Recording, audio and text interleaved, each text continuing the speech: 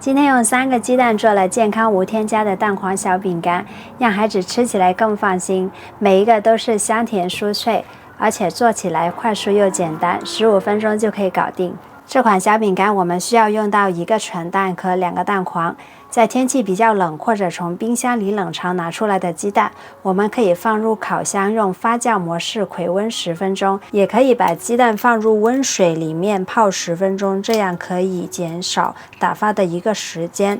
每个鸡蛋的重量呢是55至60克。不喜欢蛋腥味，可以加入2至3克的柠檬汁或者是白醋去腥。有新鲜的柠檬呢会更香。白糖加入15至50克都是可以的，根据自己的口味去调整。如果鸡蛋是从冰箱拿出来直接操作，也可以隔着一盘50度左右的温水去打发，这样也可以加快速度。如果是1岁左右的小宝宝吃不加糖也是可以做成功的。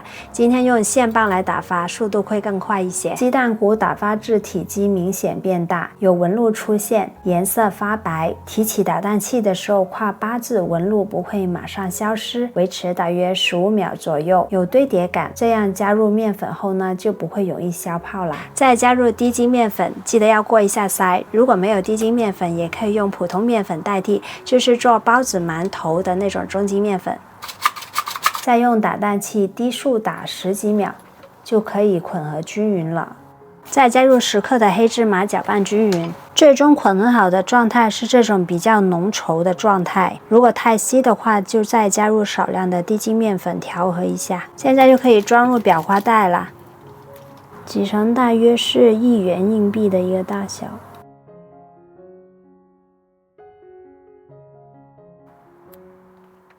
挤了满满的2盘，现在可以送入烤箱啦。烤箱提前预热，烤1层用平炉，多层铜烤用风炉模式。烤盘如果不是不粘烤盘，记得要铺上硅油纸。饼干烤好了，全屋都是鸡蛋香味。大小不一样呢，烤的时间也不一样。用风炉模式140度，这种1角的小硬币大小呢，大约是烤14至15分钟。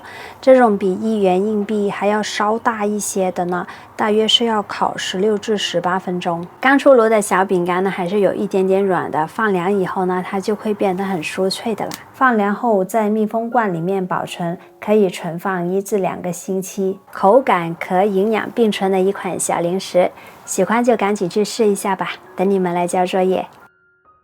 今天是家里有鸡蛋就可以做的蛋白糖，一口一个，好吃到停不下来，口感香甜酥脆，颜值高，做法还很简单。装蛋清的朋友保证是无油无水的。我们需要3个鸡蛋的蛋清，大约是95至100克。蛋黄留着做另外一个小甜品。做这种小糖果，白糖和蛋清的比例是1比1，这样吃起来会更加脆甜。我们准备一些50度至60度以上的热水，温度是有一点烫手呢就可以了。把蛋白隔着热水去打发。为了让蛋白更加细腻有光泽，今天我们用片棒来打发。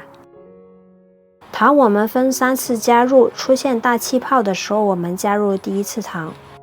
出现绵密的小气泡，我们加入第2次糖。蛋白变白变细腻后，我们加入最后1次糖。